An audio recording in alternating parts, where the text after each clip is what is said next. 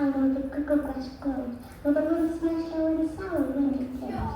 No birds ever sing except an old crows, is the street of the lifted Lorax. What was the Lorax and why was it there, and why was it lifted in a fountain somewhere?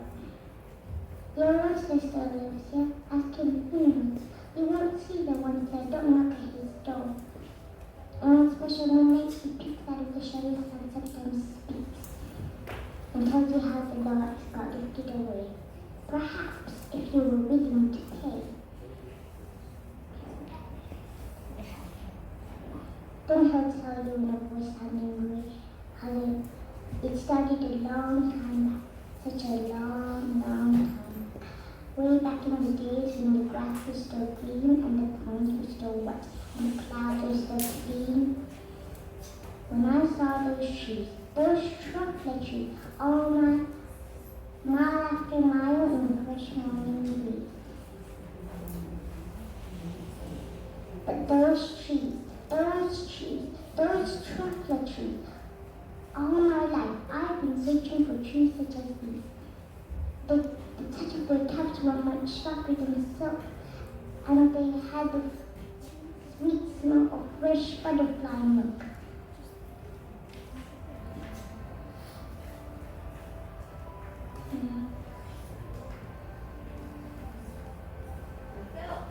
I felt a leaping of joy in my heart, and I knew just what to do. I loaded my cart, and in no time at all, I built a small shop. I chopped down a chocolate tree in one chop. I took its top, and with great skill and great speed, I knitted and formed.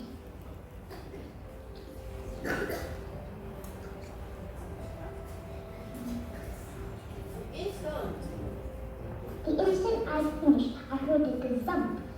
I saw something pop out of the stump. It was a sort of man. Describe me, it's hard. I don't know if I can.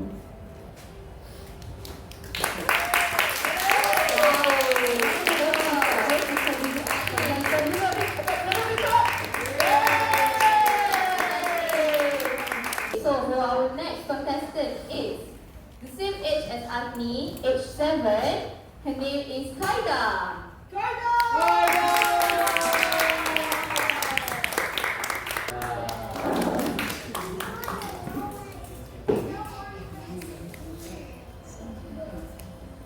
At the far end of town where the cuckoo grass grows, and the wind smells snow and sour when it blows, and no birds ever sing excepting old crows, was the street of the lifted Lorax. What was the Lorax, and why was it there, and why was it lifted and taken somewhere? At the far end of town where the cuckoo grass grows, the old monster still lives here. Ask him, he knows. You won't see the monster, don't knock at his door, but on special midnights he peeks out of the shutters, and sometimes he speaks and tells you how the Lorax got lifted away. He'll tell you, perhaps, if you're willing to pay. On the end of a rope, he let down a tin pail. You have to toss in 15 cents and a nail, and a shell of a great-great-great-grandfather snail. Then he pulls up the pail and makes a most careful count to see if you've paid him the proper amount. Now I'll tell you, he says with his teeth sounding gray, how the Lorax got lifted and taken away. It all started way back, such a long, long time back. Way back in the days where the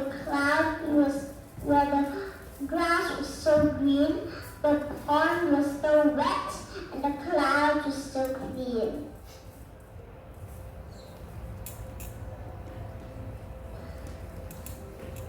When I first saw the trees, the truffler trees,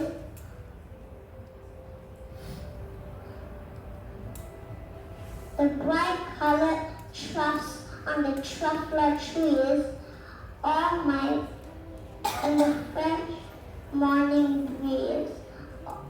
But those truffler trees, all my life I've been searching for trees such as these. The touch of their tufts is much softer than silk, and they have a fresh smell of butterfly milk. I felt a great leaping of joy in my heart.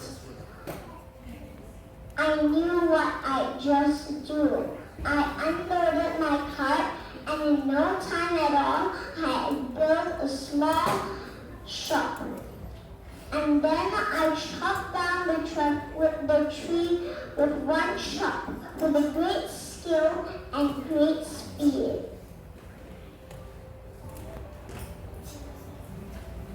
Then I took the soft tuft and I knitted at the knee. The instant I finished, I let down. I heard a zip, and I looked, and I saw something pop out of the stump of the tree I chopped down. It was sort of a man. Describe him? I don't know if I can.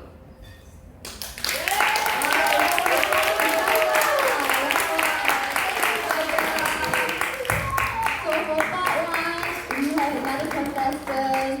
His name is Zaidan, age 7.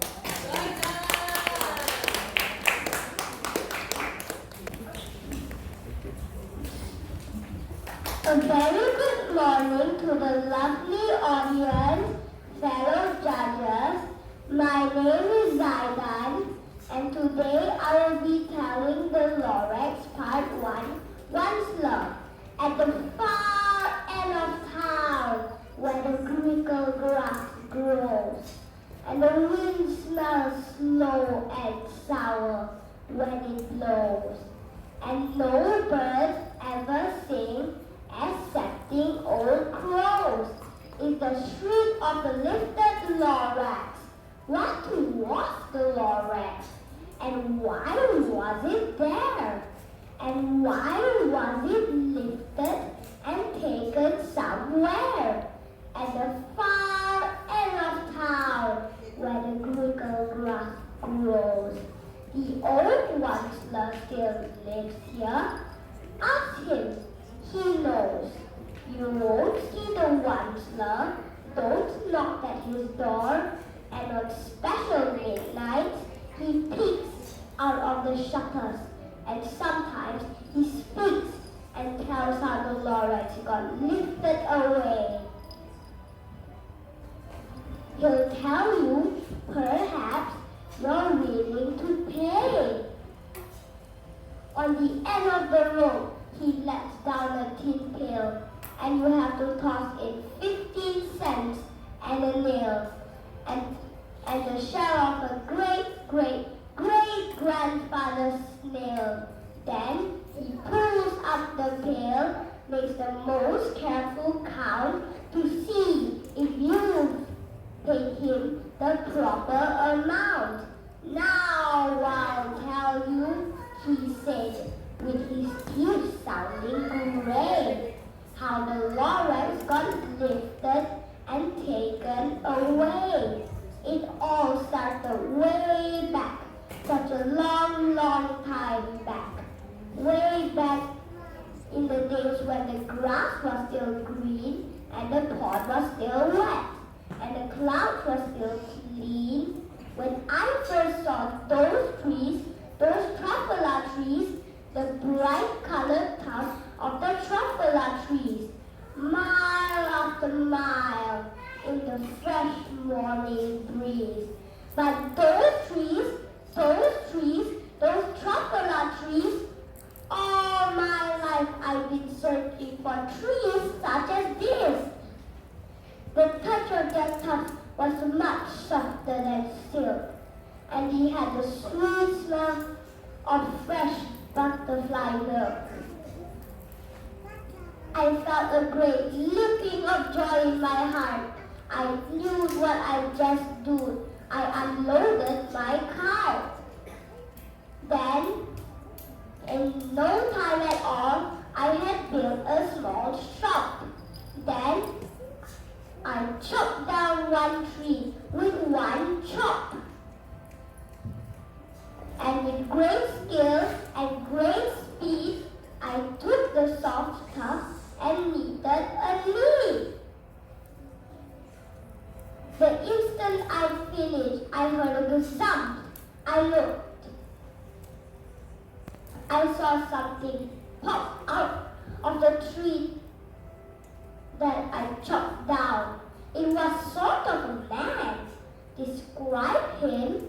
That's hard. I don't know if I can. Thank you.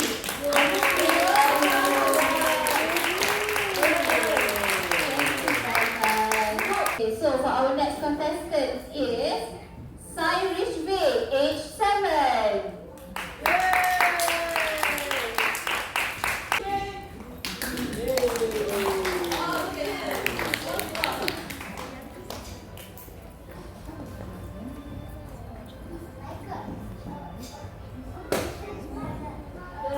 Unless someone like you stays a whole lot, nothing is going to get better. Now, let me tell you the story of the Lorax. At the far end of town where the cuckoo grass grows and the wind smells slow and sour as it blows.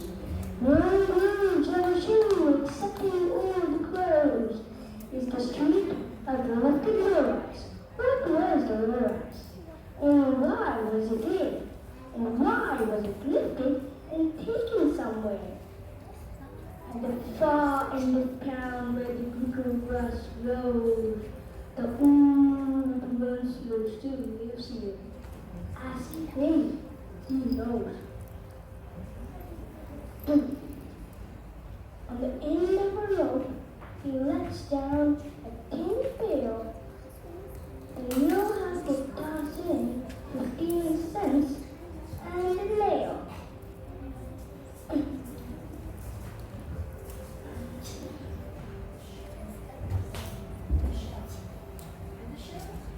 In the shell of a great-great-great-grandfather's nail. And on special midnights, he picks out of the shivers, and sometimes he speaks and tells how the Lorax got lifted away. You'll tell you, perhaps, if you're willing to pay.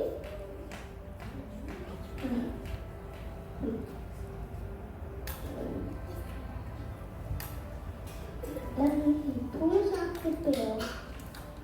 It's a most careful count to see if you paid in the proper amount. Then he says, now I'll tell you. When the streets sound gray, how the Lorax got lifted away. It all started way back in the times when the grass was still green, the pond was still wet, and the clouds were still green.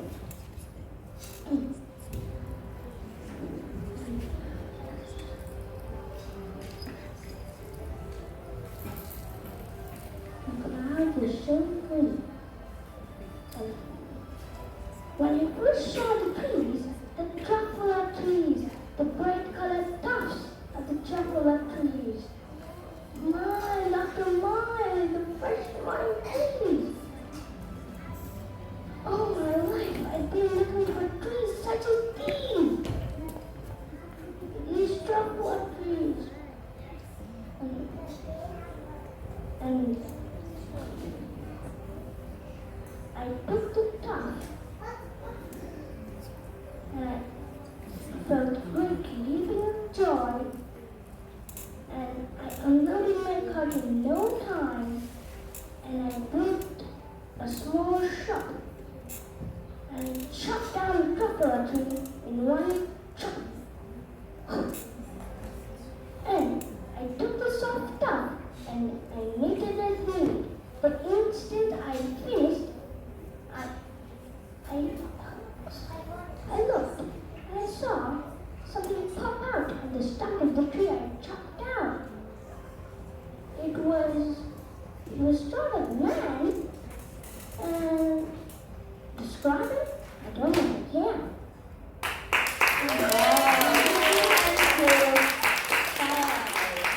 Okay, now for our next contestant is Julian, age 8.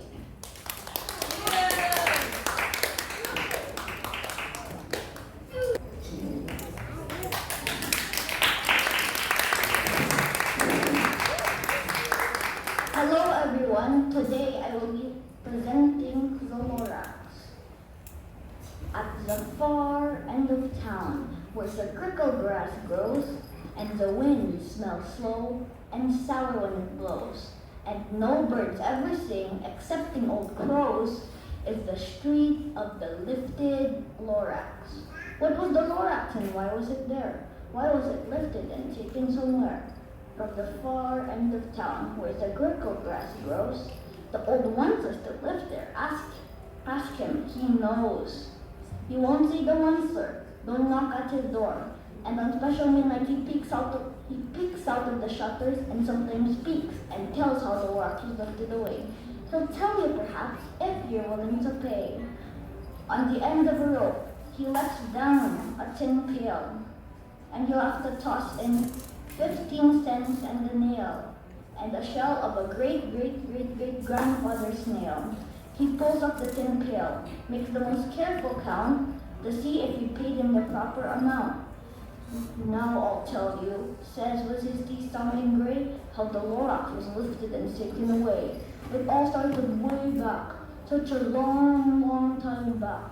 Way back in the days when the grass was still green, the ponds were still wet, and the clouds were still clean. When I first saw those trees, those truffula trees, the bright colored tops of the truffula trees, mile after mile in the fresh morning breeze. But those truffula trees, all my life I had been searching for trees such as these. The touch of their tops was much softer than silk, and they had the sweet smell of fresh butterfly milk. I felt a leaping joy in my heart. I knew just what I'd do. I unloaded my cart. In no time at all, I had built a small shop. Then, I chopped down a truffula tree with one chop. And with great skill and great speed, I knitted a need.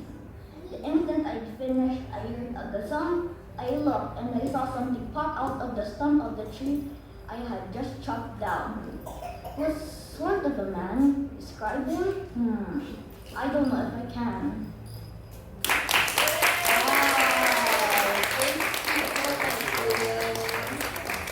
Okay, now that is the part 1 of the story. Now let's move on to the part 2. So our first contestant for part 1 is Advai. Part 2, sorry.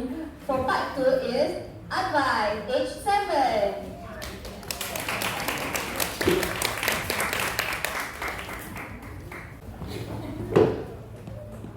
A very good morning to the audience, judges, and teachers. So my name is Advait and I'm going to perform the Lorax Part 2.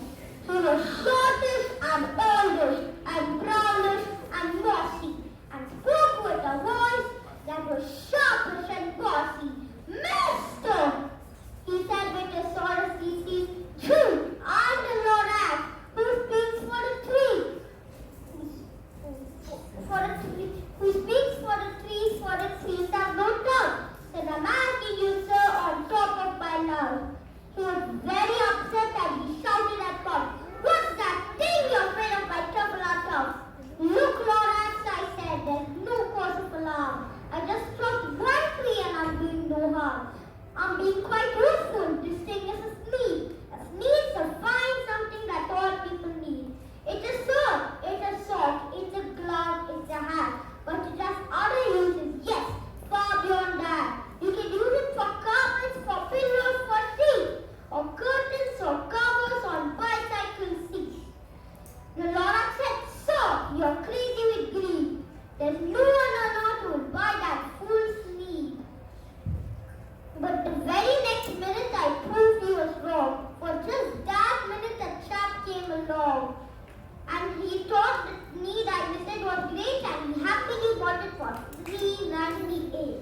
I laughed at the Lorax. You poor stupid guy! You can never tell what people will buy. I repeat, cried the Lorax. I speak for the tree. I'm busy. Shut up, please. In no time at all, I rushed to the room and I built a radio phone. I put a quick call for my brothers, uncles, and aunts, and I said, "Listen, sir, there's a chance for the whole one-floor family to get my needed. Come, get over here fast. Take road to North Lake. Turn left at Blue House and sharp right at South Stage." And in no time at all, in the factory I built, the whole one-floor family was working full tilt. We were knitting neat, just as busy as bees, to the sound of chopping of chocolate trees. In the next week, he knocked off my new office door, and he said, "I'm the Lorax, who speaks for a tree, which you seem to be chopping as fast as you please. But I'm also proud of the brown goblin who happily lives playing with India Babalu shoes and happily eating truffle fruit. Now, thanks for your hacking to the ground. There's no more truffle trees to go around. Thank you.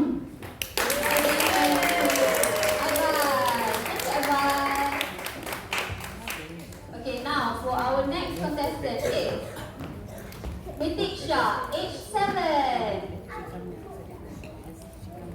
I'm going to tell part 2 of the Lorax.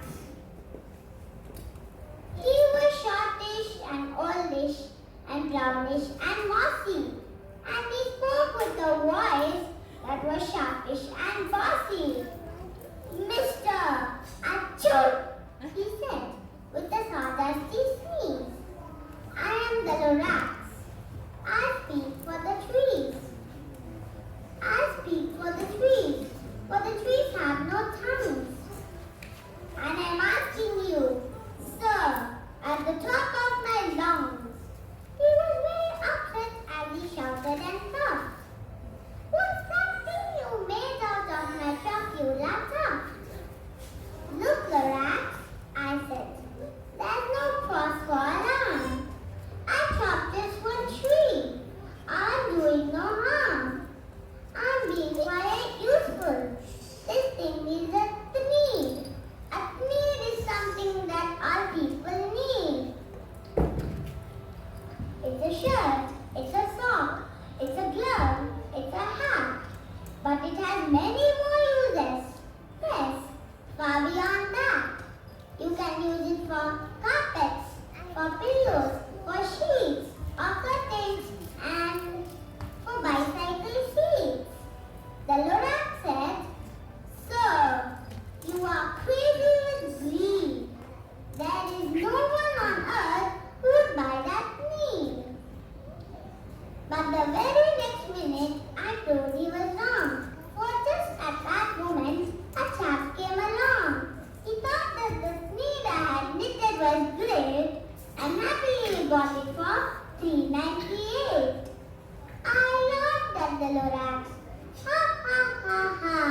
You poor stupid guy! You don't know what other people are going to buy." "I repeat," said the Lorax, "I speak for the trees. I'm busy at home. Shut up, if you please." I called all my brothers and uncles and aunts, and I said, "Listen here. Here's a big chance for the whole one-floor family to get mighty rich. Get over here fast." And in no time at all, in the factory I had built, the whole one-floor family was working full tilt. We were all looking neat as busy as bees to the sound of chopping of Dracula trees. Then, oh baby, how my business did grow. Now, chopping one tree at a time was too slow. So I quickly invented my super axe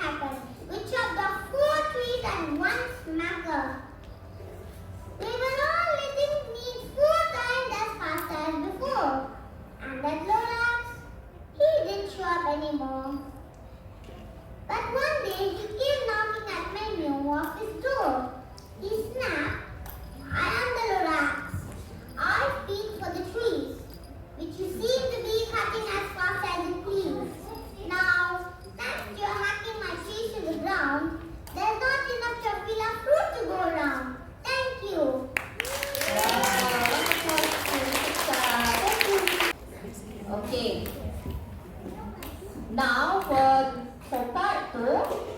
Our next contestant is Yunchin, age 7. Longest and oldest and roundest and mossy. And he spoke with a voice that is sharpish and bossy.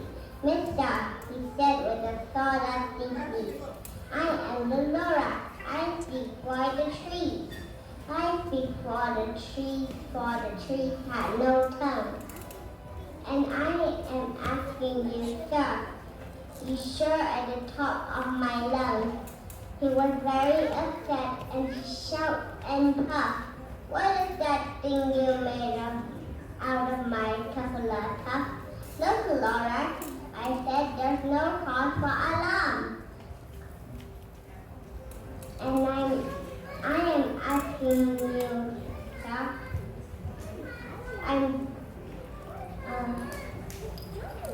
I didn't quite discover the thing is a need. A need is something that all people need. It's a shirt, it's a sock, it's a glove, it's a hat, but it has other uses. Yes, far beyond you can use it for carpet, for pillows, for sheets, or curtains, or covers for bicycle seats. The Lorax say, sir, you are crazy. What greed, there's no one on who would buy that meat. But the very next minute, I proved he was wrong. Just that minute, a chap came along. And he thought that the meat I had the meat was great. I happily bought from tree 98. I laugh at the Lorax. You prove the guy. You cannot tell.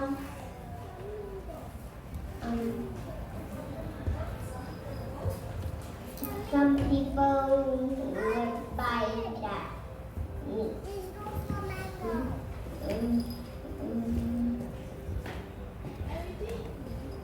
Every meat, I repeat the Lorax tribe. I speak for the trees. For the trees.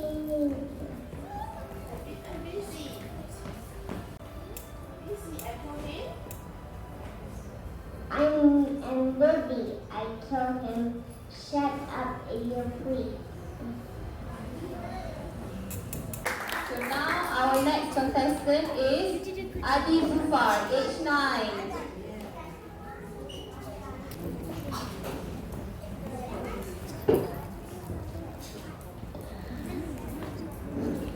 Hello everybody and good morning. My name is Adi Zufar and I'm going to be presenting the Lorax Part 2. He was shortish and oldish and brownish and mossy, and he spoke with a voice of sharpish and bossy. Master, he said with a sawdusty sneeze, I am the Lorax, and I speak for the trees. I speak for the trees have no tongue, and I am asking you at the top of my lungs. He was very angry as he shouted and puffed. What is that thing made out of my truffle tuff? Look, Lorax, I said. There's no cause for alarm. I've chopped just one tree, and doing no harm. And being useful, this is a sneeze. A sneeze is something that all people need. It's a shirt, it's a sock, it's a glove, it's a hat. But wait, it has many other uses. It's far beyond that. You can use it as a carpet, for pillows, for sheets, or curtains, or covers for bicycle seats. Sir, said the Lorax, you are crazy as a breed. No one on earth would buy that thing. The next minute, I proved he was wrong. For just at that minute, a chap came along, and he thought this meat anything was great. Anybody could do that thing. I laughed at the Lorax. You poor stupid guy. It's worth telling what some people will buy. I repeat, said Lorax, I speak for the trees. I'm busy, I said. Shut up if you please. I picked up the phone and I called all my brothers and uncles and aunts, and I said, listen to me. Here's a wonderful chance for your whole Munster family to get my gift. Everybody can have it. And no time at all, in the factory I built, the whole Munster family was working for a gift. Our little bee is just as busy as bees, working to the sound of the chopping of the chocolate trees.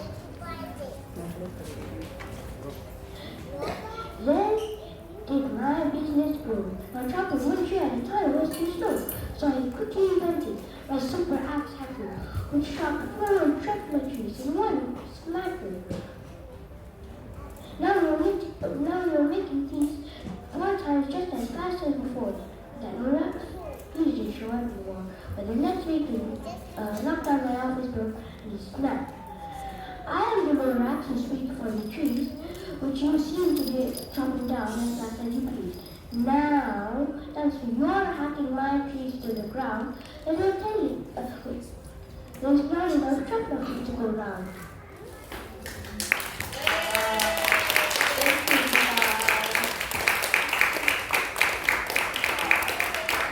So now, our last contestant for part 2 is Mercy, page 9. Hello everyone, my name is Mercy, I'm 9 years old. Today I'm going to tell the story about the Lorax part 2. Let's proceed. He was softest and oldest and brownest and moisty. He spoke with a voice that was softest and bossy. Mister, he said with sawdust bees. The Lorax, I speak for the trees. I speak for the trees, and trees have no tongues. I'm as you sir, top of my lungs. He was very upset and sounded in a puff. What is the difference I made of that chocolate duck?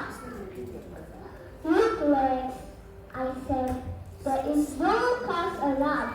I just chopping down one tree. I'm doing no harm. I'm pretty quite useful. This thing is a deed. A deed is something that all people need. It's a shirt, it's a sock, it's a glove, and it's a hat. Yes, but many uses, yes, far beyond that. You can use it for carpet, pillow, curtain, and bicycle cover seat. The Lorax said, you are crazy to agree. There's no one on earth who will buy these things. But the very next minute, I told him his voice just that minute. A check came along. He thought my deed was great. He happily bought it for $3.98. I laughed at him. Ha ha ha, you possible guy. You can never tell what you will buy. I repeat, I speak for the trees. I'm busy. I told them, set out in peace. I picked up the phone. I called my brothers, my uncle, and my aunties. I told them, listen here everyone, here's a wonderful job for the whole rest of them. By 2 weeks, get over here fast. And the road, the factory, I through the whole what's my family was looking for good. We were just as busy as bees at the side of shopping chocolate trees. Oh, the hard I business we were chopping one chocolate tree at a time. It was slow. So I quickly invented a super axe hacker to cut 1 trees and one method. We were making these 4 times as fast before, and the Lorax, he didn't show up anymore. But then next week, he talked to me about it. He snapped! I'm the Lorax! I speak for the trees! I speak for the trees! I'm the Lorax! You see, I'm the Lorax! I speak for the trees! You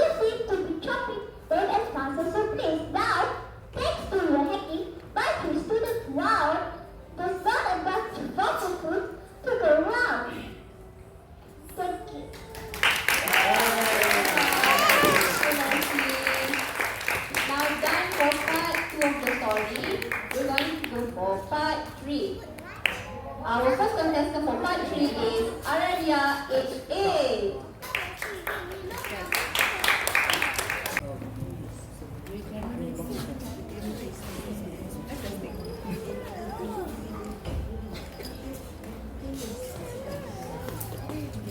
Hello, good morning everyone. I'm Aradia Pillai. I am 7 years old. Today I'm going to speak the Lorax Story Part 3.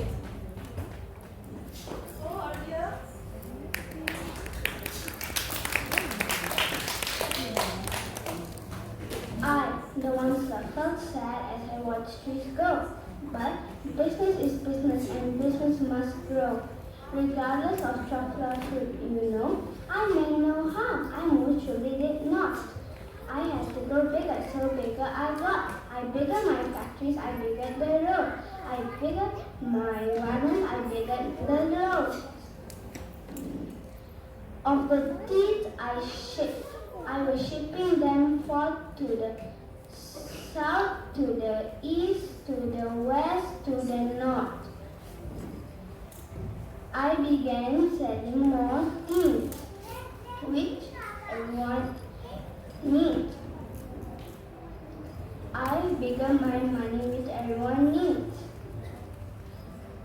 And then he came back. I was fixing some pipes when that old nuisance Lorax came back with more gripes. Once, he cried with a crotchless crow. Once, you're making such a smothered smoke. And so, please pardon my cough. My swans won't be able to live here. Where will they go? I don't hopefully know. They may fly for a month or a year to escape from the smugglers' smoke you smoke around here. And then I got mad. I got terribly mad. I yelled at the Lorax. All you do is yap, yap, yap and say bad, bad, bad. For your information, I'm figuring on biggering and biggering and biggering and biggering, turning more chocolate trees into teeth, which everyone needs. And that very moment, we heard a loud whack. Coming from outside the field came a smiggering snap of an axe on the tree, the last chocolate tree of them all. No more trees, no more teams, no more work to be done. So in no time, my uncles and aunts, everyone waved goodbye and jumped into their cars and drove away. Under the star, now all that was left beneath the smelly sky was a big empty factory, the Lorax and I. The Lorax said nothing, just gave me a glance. Gave me a very sad, backwards glance. Catch, called the Onceler. He let something fall. It's a chocolate seed, the last one of all.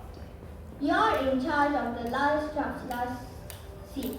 Treat it with care, give it clean water and feed it fresh air. Grow a forest, protect it from access that happen.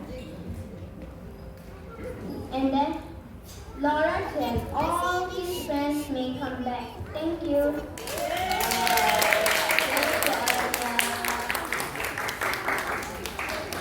So now our next contestant is Atif, age 8.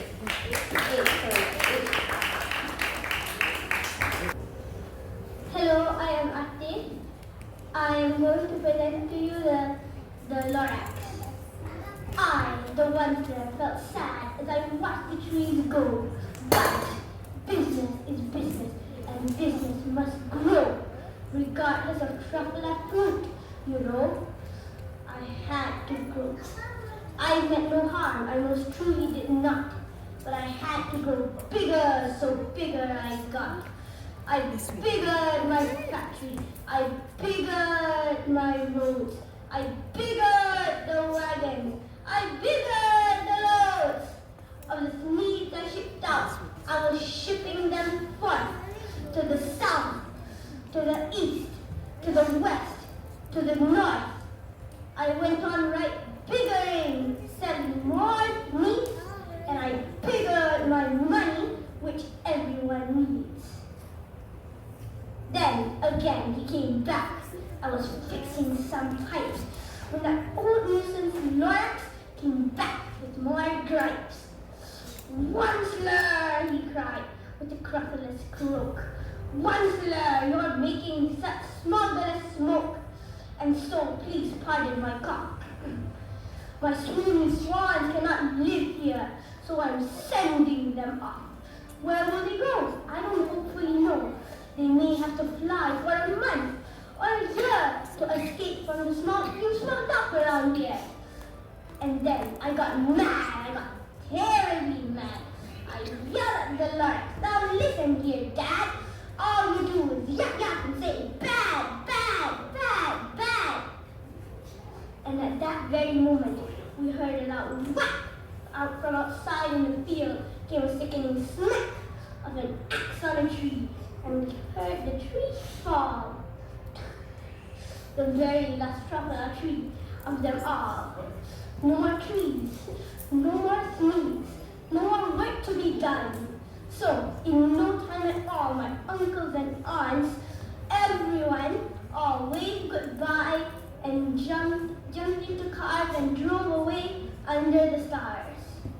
Now all that was left beneath the bad smelling sky was my big engine factory, the Lorax and I. The Lorax said nothing, just gave me a glance, a very sad, sad, sad backwards glance. "Catch!" calls the wonder. He let something fall.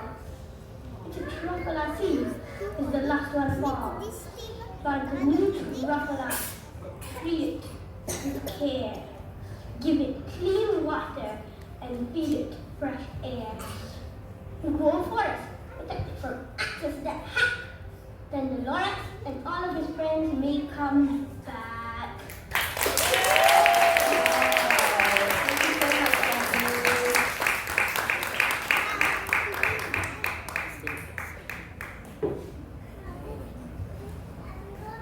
So our next contestant is Shamben Ryan, age 8.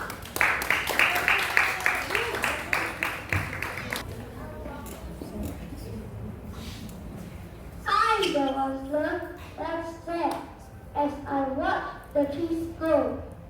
But business is business, and business must grow. Regardless of truffle trees, you know, I meant no harm. I was truthfully did not. But I had to grow bigger, so I got bigger. I biggered my factory, I biggered my roads, I biggered my wagon, I biggered the loads. It was shipping. It shipped out to the north, to the south, to the east, to the west, to the north.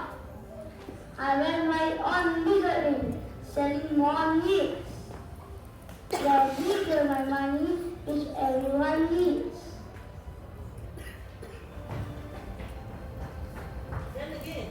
Then again, I was fixing some pipes. The old nuisance Lorax to make it more gripes. And he said, "Monster!" He cried with the fullest choke. "Monster, your name is such a smuggler's smoke." And so, pardon my cough. My swami swans can't live here anymore, so I'm standing in the wall. Where will they go? I don't hopefully know. Maybe they have to fly for a month or a year to escape the one who has smoked up around here. Then I got mad, terribly mad. I yelled the Lorax. "Now listen here, Dad. All you have to do is yup, yup, yup, and say back, back, back. For information, I'm figuring on biggering and biggering and biggering, turning more needs. everyone needs. So in no time, we heard a loud whack. The last tree fall. X on a tree outside the field. No more minutes, no more work to be done. So in no time, my uncles and aunts, everyone, get into their car and were goodbye, get into their car, drove away under the stars. All that was left beneath that smelly factory was my big empty factory.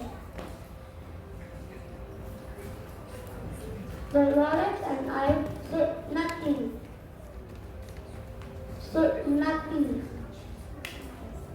The Lorax just gave me a glance, a very sad glance. This is the sick cat's sister once loved. He let something fall. It's the last stick of oil. Plant it, give it care, give fresh water, and give fresh air, protect it from eggs that hatch, and all of Lorax friends will come back again. Thank you.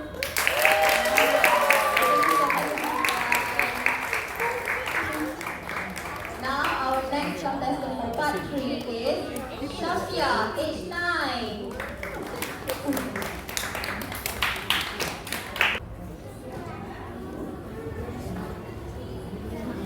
Good morning, everyone. My name is Shafia. Today, I am going to tell you about the Lorax Part 3. I once were as sad as I watched the trees go. But business is business, and business must go. Regardless of truffle tree, I meant no harm. I most truly did not. But I had to grow bigger. So bigger I got. I biggered my factory, I biggered my roads, I biggered my wagons, I biggered the loads of the needs I shipped out.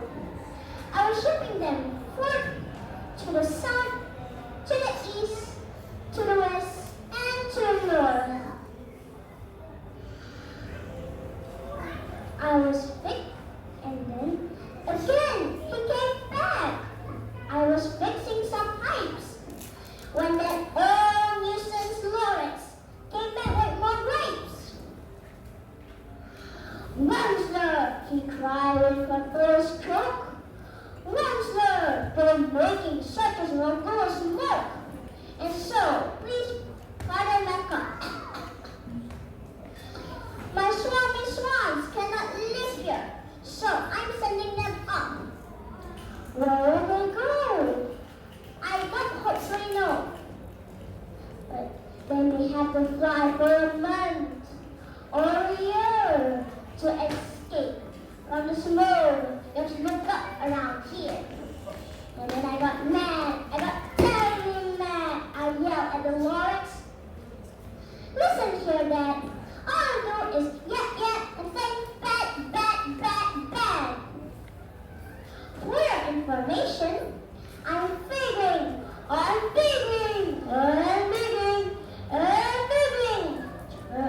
turning more truffle trees into needs, which everyone needs. And at that very moment, we heard a loud whack from outside in the fields. Came a sickening smack of an axe on a tree. Then we heard the tree fall. It was the very last truffle tree of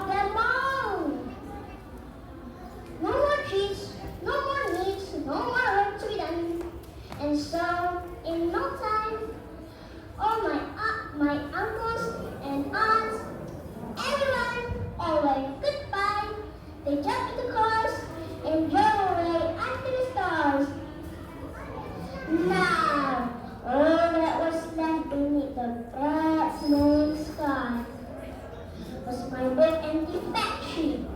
Dolores and I.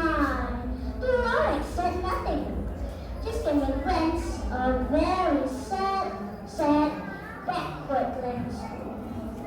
Catch, calls the whistler. He let something fall. It was trapala seed, the last one of all. You're in charge of the last trapala seeds, and trapala trees are what everyone needs. But a new trapala, treat it with care. Give it clean water and feed it fresh air. For the forest, protect it from axes that can. Then the Lord and all his friends may come back. Thank you. Now our last contestant for part 3 is Adi Zikri, age 10.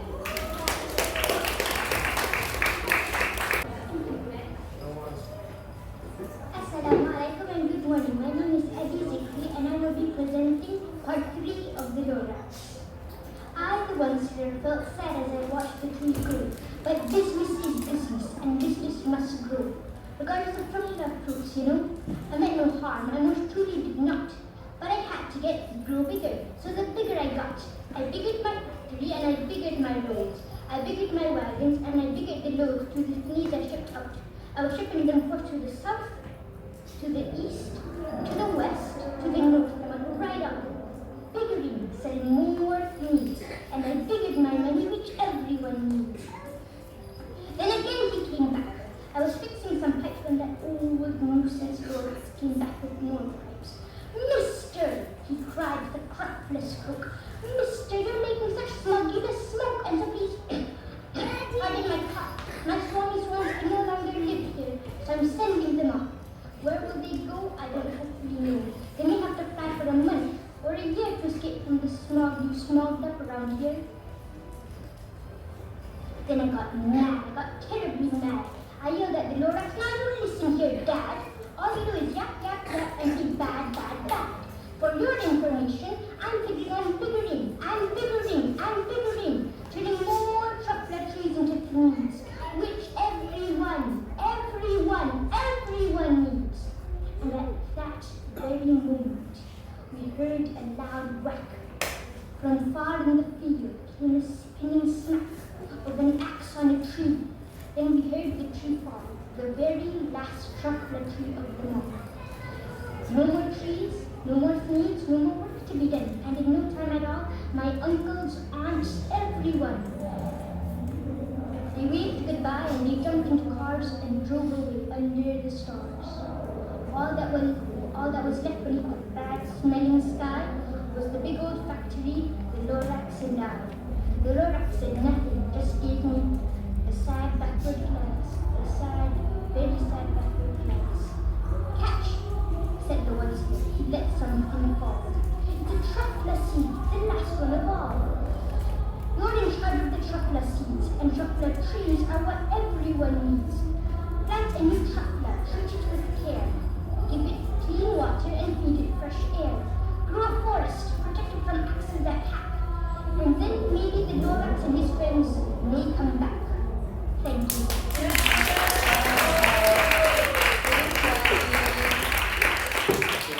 The kids did such an amazing job. Now everyone sit tight as our judge will take 5 minutes to decide on who will be the winner for today's competition.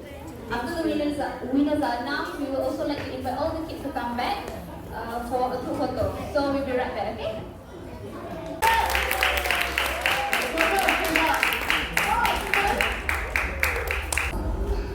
At the far end of town, where the little grass grows, the wind smells snow and sour when it blows. No birds ever sing, except the little crows. Was the street of the little Lorax. And what was the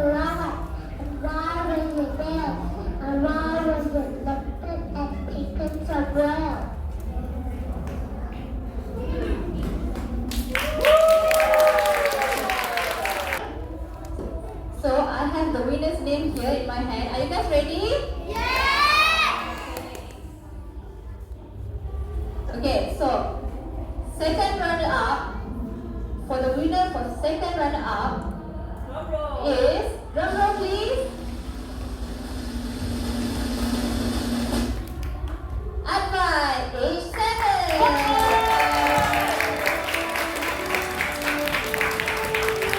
Wow. Congratulations Advai, you did such a great job.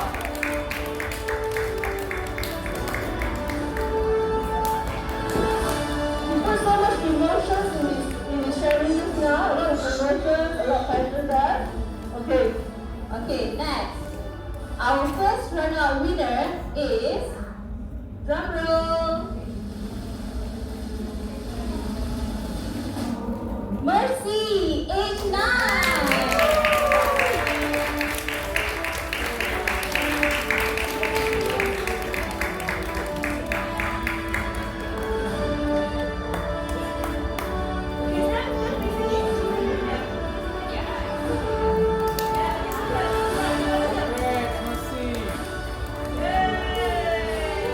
Congratulations, Mercy. Now, our great grand prize winner. Okay. Our grand prize winner is